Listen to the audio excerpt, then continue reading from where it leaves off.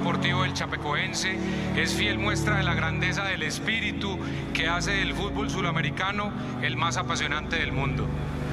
Y ante los sucesos trágicos en la Confederación Suramericana de Fútbol estamos de luto y nuestras oraciones y corazones están con las víctimas y con sus familias.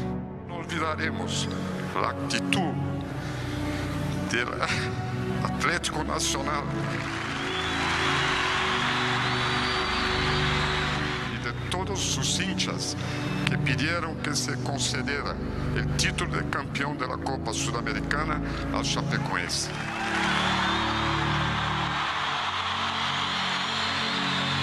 Elio Neto, Jackson Follman e o periodista Rafael Hensel. Eu e Neto, quando chegamos no aeroporto, quando abriu a porta do desembarque, parecia que um parente estava voltando para casa depois de muito tempo. A Colômbia nos deu uma lição que vai ficar marcada para o resto da história. Nós não tínhamos ligação econômica, esportiva, cultural, absolutamente nada com Medellín e o povo colombiano. O mínimo que eu podia fazer era voltar até lá e agradecer eles. Tive a oportunidade de ver os bombeiros que me resgataram, que me viram, que me resgataram primeiro. Conversei com o pessoal da caminhonete que me botou na caminhonete para me levar até a ambulância. E nós tínhamos praticamente 20 e poucos dias para formar uma nova equipe. E nós ficamos com 3 atletas. Nós temos que contratar no mínimo mais 25. Muitos clubes brasileiros nos ajudaram, né? Porque se você não tivesse a ajuda de alguns clubes do Brasil, você não teria condições financeiras para contratar aí 20 e poucos jogadores. Foram de um gesto de solidariedade incomparável. E quando existe esse comprometimento na vinda desses atletas, você só pode esperar coisas boas.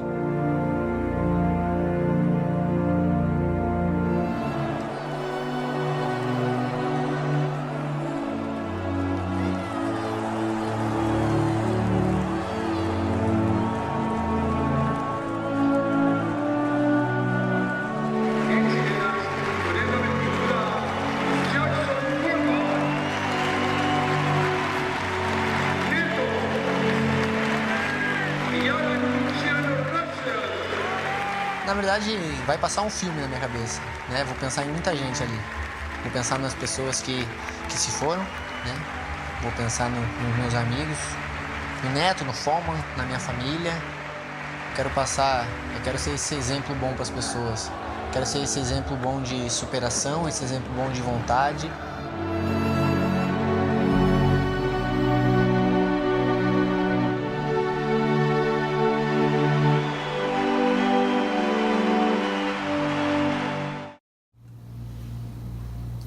Então, gente, nós vimos agora nesse vídeo muitos atos de solidariedade. A gente viu desde o Atlético Nacional dando o título que seria do Chapecoense se não tivesse acontecido esse trágico acidente.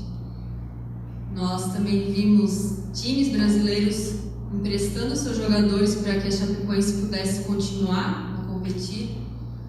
E até o clube lá de Barcelona, né, fez um amistoso, esse ali que passou por último, e uma parte do que foi arrecadado ali nesse jogo foi repassado para as famílias das vítimas, também como uma forma de ajudar. E toda essa solidariedade, ela deixou marcas tanto para os familiares dessas vítimas, como das pessoas que sobreviveram. E não só isso foi feito. Eu estava dando uma olhada, né, na internet. Foram muitas pessoas voluntárias lá na Colômbia ajudar também na busca. Tiveram brasileiros que moravam lá e fizeram também uma recepção no aeroporto para as famílias das vítimas quando chegassem. A Cruz Vermelha, ela chamou psicólogos voluntários também para estar acompanhando as famílias, porque, como nós já estamos acompanhando, e quem lembra, foi um acidente muito trágico, e para quem realmente passou por isso de perto, não é fácil suportar sozinho. E infelizmente o avião da Chapecoense ali, os restos foi saqueado e foram encontrados à venda identidade, camisas dos jogadores falecidos, e tiveram pessoas lá da Colômbia que se juntaram, fizeram uma força-tarefa para devolver para os familiares essas coisas. Foi feito assim até um evento para isso. Eles não precisavam fazer, mas eles se colocaram no lugar daquelas famílias, de imaginar o que seria encontrar um dia alguma coisa do seu familiar falecido. E não só ali os colombianos, mas a gente viu assim que o mundo todo parou para homenagear. A gente vê a Torre Eiffel ali com as cores antes do Cristo Redentor, e mais alguns outros países também fizeram.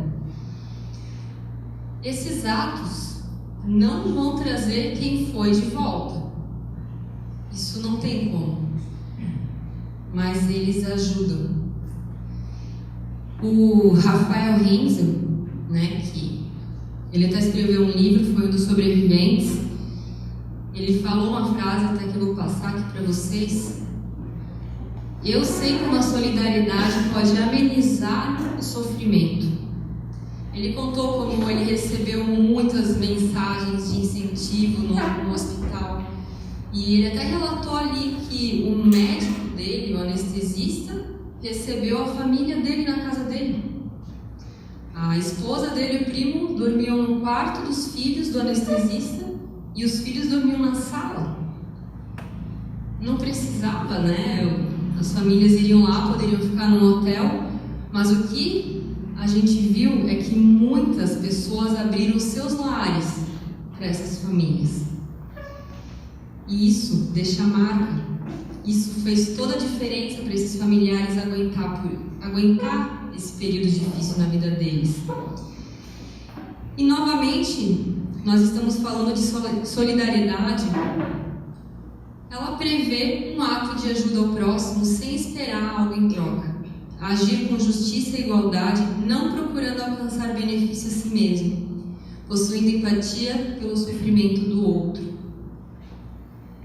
Essas pessoas que ajudaram a Chapecoense, elas não estavam querendo se promover, não queriam nada em troca, elas queriam ajudar. E nós vimos como as pessoas podem ajudar nesses momentos de tragédia, como as pessoas se mobilizam. E é essa solidariedade que deixa marcas em quem recebe. Mas quem faz, quem é solidário, também recebe uma marca. E é sobre isso que nós vamos conversar essa noite. Eu convido aqueles que têm as suas Bíblias a abrirem lá em Mateus. É o primeiro livro do Novo Testamento. Não foi o primeiro livro a ser escrito, mas ele começa o Novo Testamento. Ele foi escrito lá pelo ano de 50, 80 depois de Cristo. Provavelmente foi pelo discípulo de Jesus que acompanhou ele. E nessa história que a gente vai agora ver, os discípulos estavam mesmo em volta de Jesus e falando: Jesus, como é que vai ser o fim dos tempos? Como é que vai ser quando você vai voltar? Porque Jesus falava que ele vai voltar. E é nesse contexto que então Jesus fala o seguinte, e eu passo a ler: quando o Filho do Homem vier em sua glória, com todos os anjos, assentar-se-á em seu trono na glória celestial. Todas as nações serão reunidas diante dele, e ele separará umas das outras, como o pastor separa as ovelhas dos bodes, e colocará as ovelhas à sua direita e os bodes à sua esquerda. Primeiro nós vamos ler até aqui, depois a gente vai continuar. O Filho do Homem é Jesus, e ele fala que quando ele voltar, ele vai reunir todo mundo, mas ele vai fazer uma separação. E aí aqui eu tenho que fazer um apontamento. Toda vez que a gente vê no Novo Testamento, na Bíblia, ovelhas, está se referindo ao povo de Deus, e aqui nesse contexto de Novo Testamento, especificamente aos seguidores de Cristo.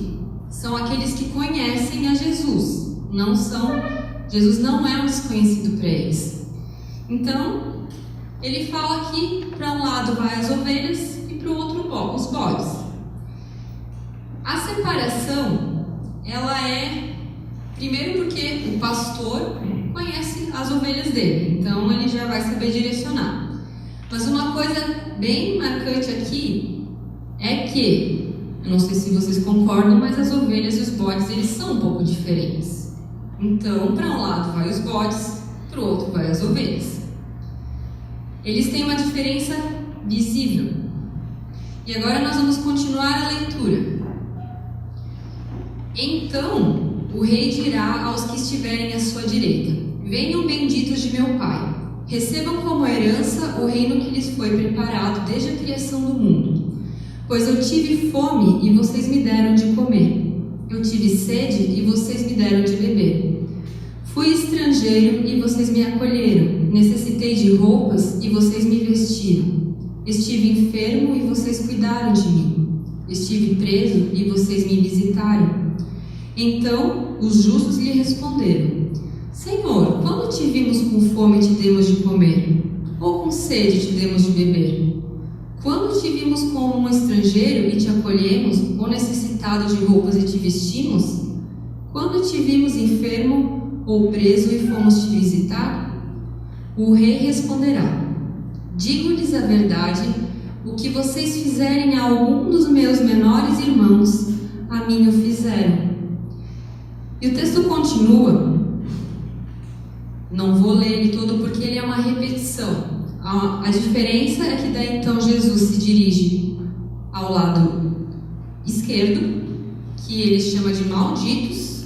Ele fala: apartai-vos de mim, porque vocês não fizeram isso. Tudo que os justos fizeram, eles não fizeram. E eles ainda: mas quando a gente deixou de fazer isso? E Jesus responde: toda vez que vocês deixaram de fazer a um dos meus pequeninos, a mim deixaram de fazer. E estes irão para o castigo eterno, mas os justos para a vida eterna. Aqui agora nós temos outras duas palavras para explicar a ovelha e o bode. Nós temos os justos e os malditos. E novamente existe uma diferença visível entre eles. As suas ações que os diferenciam. Os justos é o amor, e é um amor que é tão natural, tanto é que quando Jesus vai lá e pergunta, ele fala isso e ele diz assim: quando é que a gente fez isso? Não quer dizer que eles não fizeram, é porque para eles isso já era natural. Eles não pararam para pensar todas as vezes que eles fizeram uma coisa boa por alguém. Isso já está internalizado neles. E da mesma forma os malditos, que é uma palavra forte, mas são aqueles que até podem ter feito, mas a intenção deles não é a verdadeira. Quando ele fala aqui desses, Jesus tinha muito problema com os religiosos na época, que eles queriam ser sempre muito bons, visível aos olhos dos outros, né? Eles cumpriam tudo que estava na Bíblia e achavam que fazendo as coisas boas pelos outros, eles iam estar ok com Deus, que assim eles conseguiriam a salvação. Mas eles faziam isso por eles. Eles não faziam isso pelas pessoas que precisavam da ajuda. E aí aqui a gente chega também a outra coisa que os malditos do texto não entendem. O maior ato de solidariedade que Deus fez por nós foi quando Ele mandou Jesus. Lá em Gálatas diz que Cristo nos redimiu da maldição da lei quando se tornou maldição em nosso lugar. Pois está escrito: maldito todo aquele que for pendurado no madeiro. Jesus foi pendurado no madeiro e se fez maldito no nosso lugar. E isso aqueles não conseguem entender. Por isso que eles não conseguem entender o amor de Jesus para poder passar adiante. E o amor a marca de Cristo. É a marca que Cristo deixou por nós lá naquela cruz, ao morrer por nós, para nós não sermos mais malditos pelo nosso pecado. E essa marca, ela vai ser passada para nós. Ela passa adiante quando a gente aceita Jesus na nossa vida. E é isso que os malditos não conseguem entender. Eles não entendem que o produto de uma fé genuína é o amor. Eu não sei vocês, mas não é só naquela época que Jesus se incomodava que acontecia esse tipo de coisa. Também podemos dizer que hoje em dia há aqueles que fazem coisas só para se promover. Tem aqueles que ainda pensam que fazendo coisas boas isso vai trazer salvação para eles. Ou vão lá e fazem uma caridade só para ficar com a consciência limpa, né? Eu fiz a minha parte. Ou até para ganhar aquele descontinho no imposto de renda, depois fazer uma doação, também vai bem. Então, isso não é tão de antigamente, isso acontece. Mas o que são os atos de amor genuíno? Nós vemos ali descrito certinho nos versículos, né? Quando alguém passa fome, ou quando a gente vê alguém com sede, acolher alguém. E isso é o que a gente acabou de ouvir, a questão da enchente. Pessoas que perderam ali muitas coisas da enchente e vieram, gente foi lá, ajudou a tirar coisas. Teve gente que acolheu também essas pessoas que precisavam de um abrigo. Eu acho essa foto muito impactante, ela circulou um tempo atrás. Tem gente que não tem o que vestir, né? E ele vai lá e tira do seu e dá para a pessoa. Enfermos, cuidar de mim, fazer visita. E isso, assim, essas coisas aqui não precisam ser financeiro, tirar o teu dinheiro do bolso para fazer. Tem gente que precisa da tua solidariedade com o teu tempo. Não sei, talvez você conhece alguém que não tem família, que não conversa quase com ninguém. Vai fazer uma visita. Eu parei assim, né, para refletir comigo, assim, meu avô, a minha avó é falecida, ele mora lá do lado da nossa casa, em Timbó. Quantas vezes eu paro, assim, durante a semana, vou lá conversar com ele, que ele tá sozinho, né? É pouco. E essa conversa faz, às vezes é a conversa que ele tem no dia. Então é pra gente parar e refletir. Às vezes não precisa ser alguém da nossa família. Nós temos ali no pai, tem gente que nunca recebe visita. Vai lá, chega lá, faz uma festa de aniversário, canta um parabéns com eles, como já tem gente fazendo. Ou também alguém da comunidade. Nós somos um corpo, como a gente cantou antes. Juntos a gente carrega a carga um do outro. Você sabe pelo que o seu irmão está passando? E o que a gente também precisa cuidar nessa questão de ajudar os outros é que a solidariedade não salva ninguém. Apesar ali do versículo ele falar que parece que eles não conhecem Jesus, como a gente viu, as ovelhas conhecem o seu pastor. É justamente a questão que eles não percebem o que eles estavam fazendo. Mas não tem como nós nos salvarmos pelas coisas boas que nós fazemos. Não é isso que o texto está falando. Só Jesus tem o poder para nos salvar. Só quando a gente entende o amor, aquela marca que Cristo deixou na cruz, nós temos a salvação.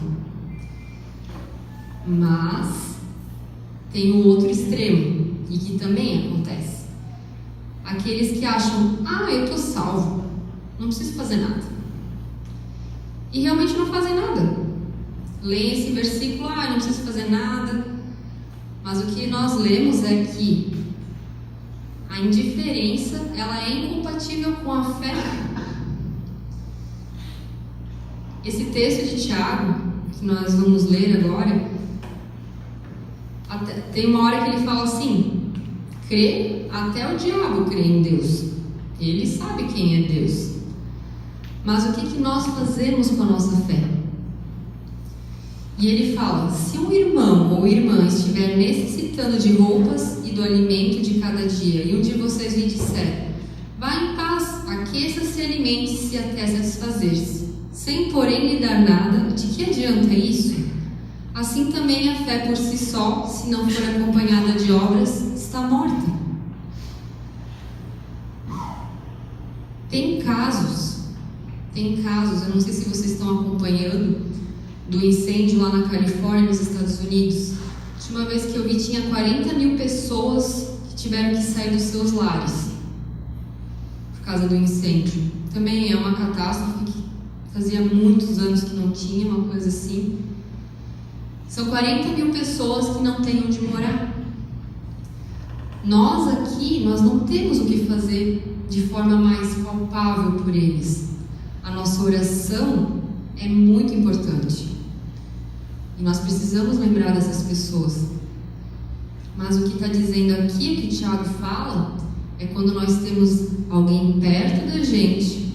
Por exemplo, se você sabe que lá no teu trabalho, na tua rua, tem um pai de família que não consegue colocar comida na mesa. E aí você pensa: ai Deus, tomara que ele consiga comida. Mas tu não faz nada para ajudar essa pessoa. E você tem como ajudar. Não tem como você receber a marca de Jesus e não sentir amor por alguém que precisa. É isso que até agora foi falado nesses versículos. Jesus desperta o desejo de nós ajudarmos quem precisa, os menores, aqueles que têm menos que nós. E uma coisa que é muito importante: Jesus fala que o que vocês fizerem a algum dos meus menores irmãos, a mim o fizeram. Toda vez que a gente ajuda alguém, a gente está servindo a Jesus. Vocês já pararam para pensar que talvez você está sendo a resposta de oração daquela família que não tem comida? Deus, Ele nos usa, Ele quer usar a gente para ajudar quem não pode. E para passar adiante a marca dele. E é tempo da gente pensar, né? O que nós temos, se não nos falta nada, se nós temos comida, se nós temos uma família, nós temos segurança, de agradecer a Deus por isso, mas de lembrar que tem gente que não tem. E é isso que Jesus pede de nós. Olhem para quem precisa. E não só um por fazer, mas com amor. E eu quero finalizando então em deixar algumas reflexões para nós. Se hoje Jesus viesse, né, para separar as ovelhas e os bodes, para que lado você iria? Como anda o seu olhar para quem está precisando? Eu tenho feito a diferença lá no meu bairro, na minha cidade, na minha comunidade. Como você pode ajudar? Tem muitas formas, tem muita gente que precisa. Pode ser financeiramente, se você tem como doar, tem tantas instituições que precisam. Mas também pode ser com o teu tempo, né? Talvez você é formado em alguma coisa que aquela pessoa não tem como pagar pelo teu serviço. Isso é uma forma de olhar com amor para as pessoas. Ou tu tem alguma habilidade, passa um dia ali no pai, fazendo alguma coisa com eles.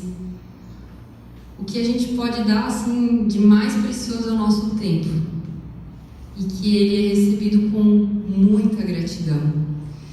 e o que a gente viu é a gratidão que ficou na vida dessas pessoas da Chapecoense, né?